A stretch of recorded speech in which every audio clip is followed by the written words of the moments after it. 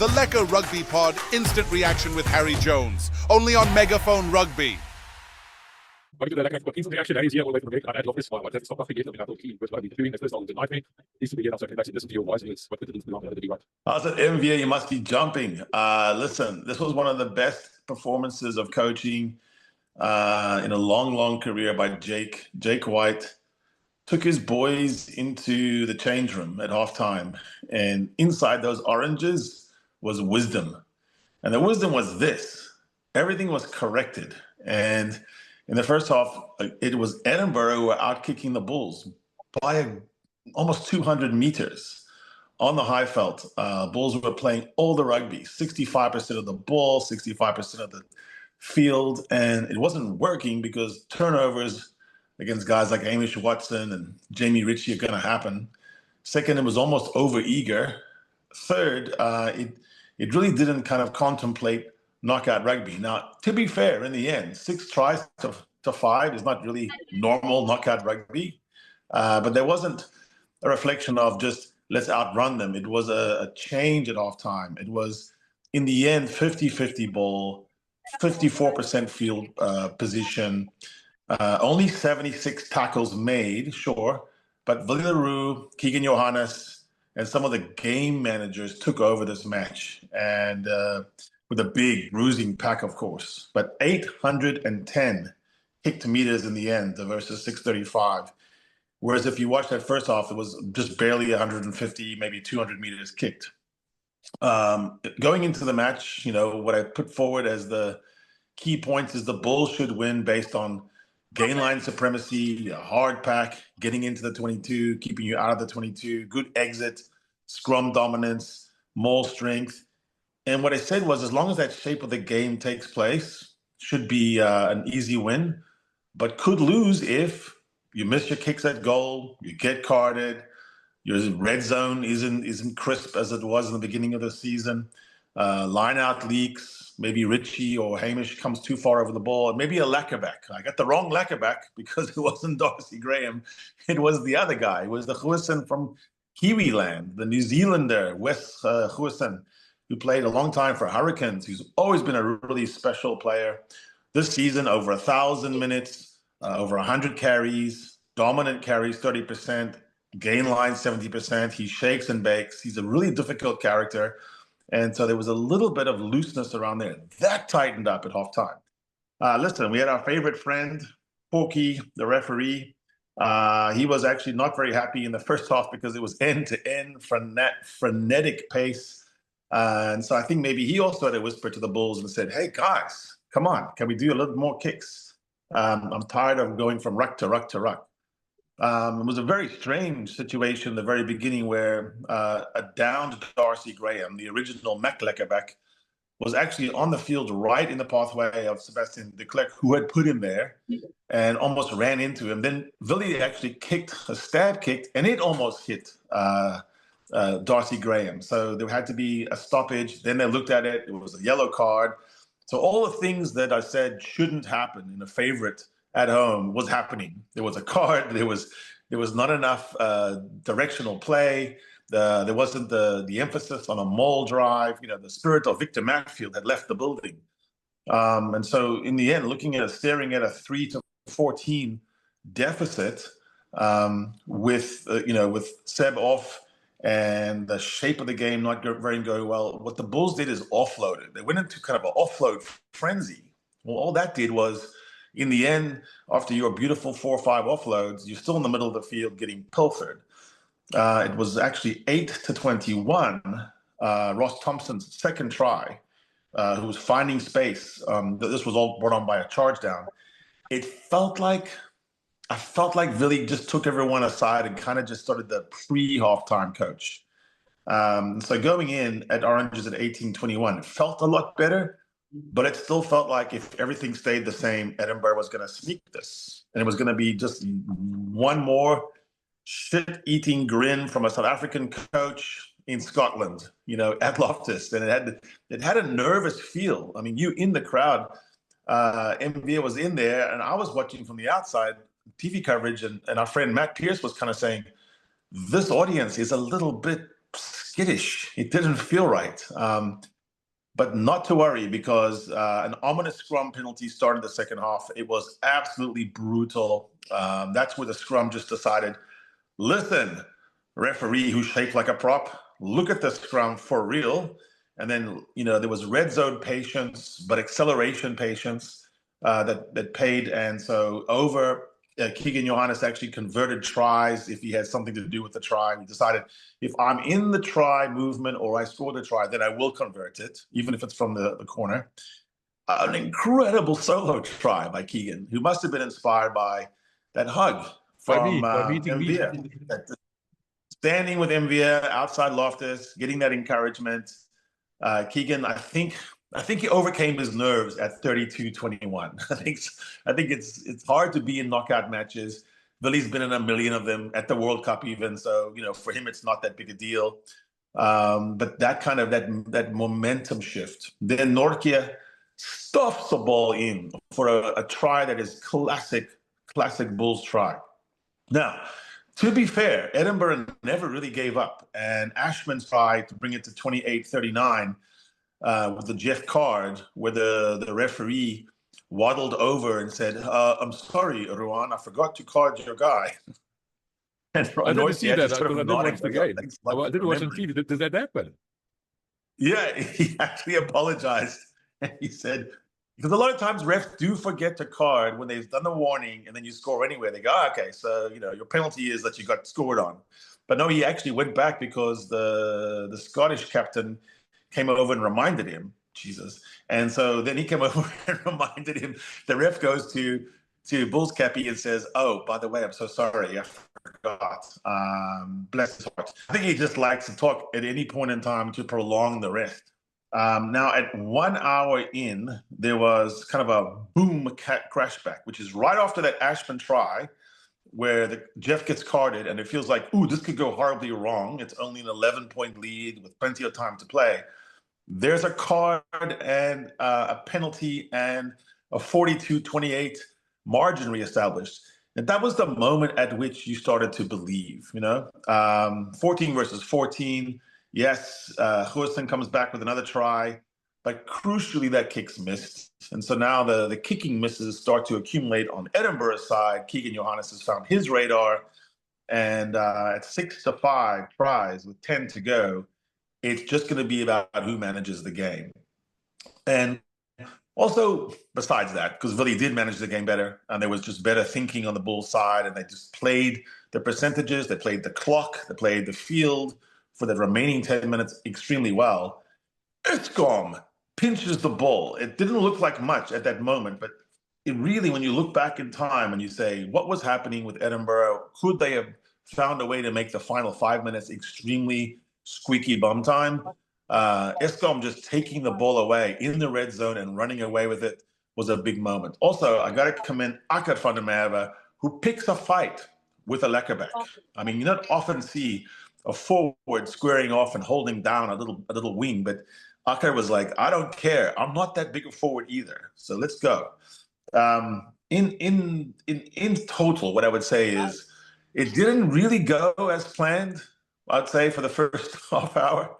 And yet the Bulls did something which I think is remarkable, and it is the winning of these quarterfinals. When you saw what Glasgow did to the Stormers, that second half, it told everything. The game was in the balance. It was right there, and they took it away.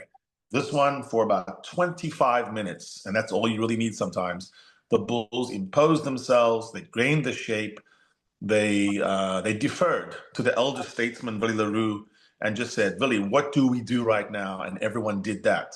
A couple more stellar people I want to point out. Obviously, I thought Keenan Moody was actually a danger man, and he's becoming one of those guys who just smells where the ball is going to be. I like that. A big, strong, but kind of a ball sniffer. Like, someone who's actually going to go out there and like a dog, hunting. And he seems to know where the ball's going to bounce. And he was a problem all day for Edinburgh. The other thing is the pack itself gelled. So even though I'm not going to point out any one person or another, and it wasn't really a game where the scrum dominance told as much as it could have or should have maybe in a different day, the pack hunted as a pack. It had shape as a pack. And whenever it cohered, and took some names. I felt like Edinburgh didn't have an answer. It was all about the backs at this point. Could the back line kick the ball enough in the right spaces, find skidding, diagonal kicks, make them think about that 50-22. Sometimes attempted 50-22s keep someone at home as well. And so that was my only advice that I shoved into the Bulls message box over half time was there is so much acreage available. There's several like small farm holdings in the backfield. You've got to find that space. It's okay to do some kick tennis. That's all right. But certainly there's no medals given to you for bravery for running 20 phases into pilfering loose forwards. That shape change and whatever the communication side is, because obviously you walk into Oranges, you walk into the change room, that cloakroom's full of noise, it's full of frustration and emotion. You have to have one clear, strong voice, a message that makes sense, that computes, and you have to believe and trust your coach. So good on you, Jake. Saw there was about 7 bottles of water this time, not the requisite 10. So maybe he's back there as well. But very good display. This will be very good for the Bulls, this type of lesson of going forward into the next rounds. So there I took my hat, my light blue hat, which I've misplaced somewhere. And on go the Bulls. What say you, MVA?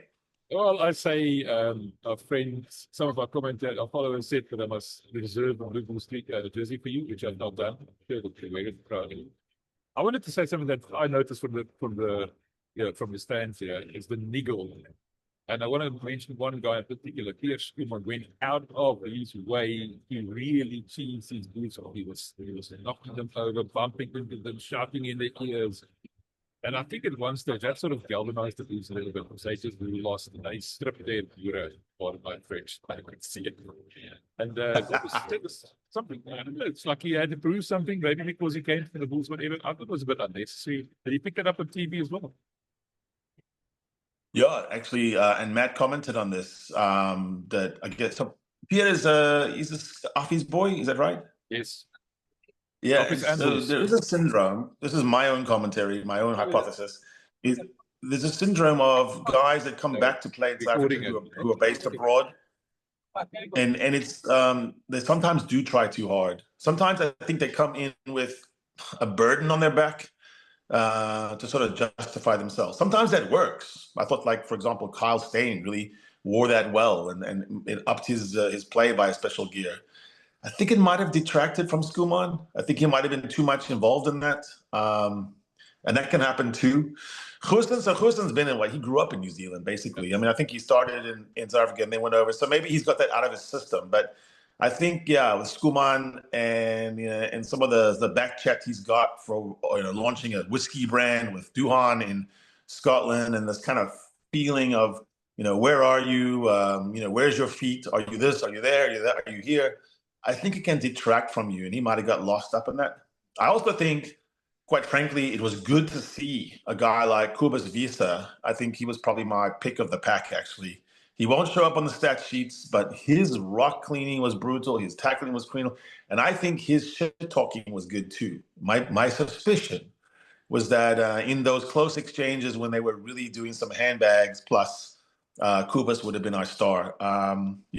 Is no one scarier in real life than Cobus Wiese, actually, even though I love the guy. Overall, I think the Bulls found their way, and it's a good pathway. It's a good template for them to continue in lockout rugby if they do this. I'm going to ask you this. Last night, Evan Roos was terrible. Although I know you don't agree with me, but there was a feeling that he tried too much on his own, tried to carry the whole team settled the goal line and the likes. Gavin Arnakom today went off, but came back with a big bandage around the head. And for me, I would have said to me he was the man of the match. That out of the skin, or was I mistaken? So I hesitate when there's a debacle based on a system that has lack shape. To pick out individual players who I think in those moments take too much onto their own shoulders and they battle. Because I prefer a guy who goes down swinging than someone who meekly surrenders or just kind of hangs their head. And I felt like Evan and Sasha, for example, they just said early on in the match, something is very wrong. It's been wrong for a long time, and we're trying to recreate something suddenly in the middle of a playoff game. And so they did too much. The proper system, I still back them. And I always take a guy with fire like that. But to your point of comparing the performances, taking that into account, yeah, there were some really good things, good moments, and skills, silky skills by Hanekom. I thought that he kept a few phase plays alive. Maybe they were misguided phase plays as well, but his hands are really good. I think his dynamism in the carry is superior to Ruiz's when you have packed defenses. So up against the same 4 or 5 guys on a goal line, I kind of think Hanekom's got more ways to score than Evan. And because he can shift a little bit more, I think he has extremely flexible hips, which is why he's always getting crunched. But he can really make a back miss, which is weird. He doesn't have to just carry you over the way Ruiz does. Asian is really strong for him. The experiment of using Norkia at 7 is working. I don't know if it's going to work against everyone, but it's a nice look. It has flex, and I think when they bring Kirsten on as well, they just kind of have a lot of big, busy, not too bulky guys. And with Visa, who's a very mobile monster, I think it's a pack that can play different ways, which I like. Edinburgh, I think, listen, they are definitely a slippery team to play against. Give them any kind of opening. And I never felt at 10 minutes that it was home and dusted and dried and you could put it away. There was not that feeling. I don't know about you in the stands, but I'm so worried. It felt like if one little seam was given, they were going to take it. Just one last thing. I sat next to Ronaldo, bought my previous played for the Bulls, Sharks, played for Harlequins at 8th man.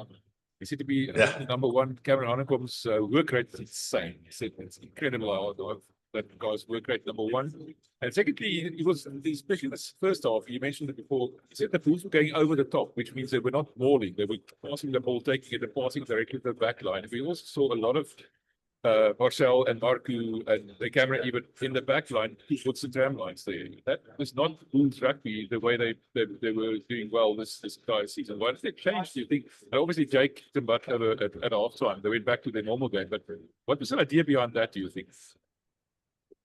Yeah, our incredibly astute friend Johan was talking about that on our little chat group, and I think he postulated, I think he's right, that the plan going in was to exhaust Edinburgh, go match for match. Let's go score for score. You cannot hang with us here on the high felt and, lure them into something. Because Edinburgh has not done kick return all season. They've scored no tries from their own half. They're actually quite dependent on the red zone. And so I think that's not a bad plan. But I think with contact with the enemy, when you get punched in the mouth, you have to change your plan sometimes. And what Johan was saying is, well, now you made your bed, you're going to lie in it. Now you're going to have to go score, 5-6 tries, which the Bulls did. But at some point, they also had to stop Edinburgh from scoring. So, that's where I think the game was won, is they stopped Edinburgh in their tracks. They didn't give them as much openings. In the second half, there was scanty openings. Now, to be fair, Edinburgh took them. They had a phenomenal efficiency rate of when they did have a sniff. So that was why they were a dangerous opponent. I don't think you want to win too many knockout matches, 6 tries to 5. And I think that's the shape that the Bulls sort of invited them into. And then they closed the door and said, no. I think we prefer to play. Let's do some maul driving. Let's play up the middle. Let's keep the ball in our pocket. We don't need to offload every time we get a mini break. Sometimes just take the tackle, recycle, kicks over the top, which were nice. It put Edinburgh into a backwards feeling, and then you have to get those guys running all the way back. Jamie Ritchie couldn't be talking because he had to run all the way back. There was not as much lip.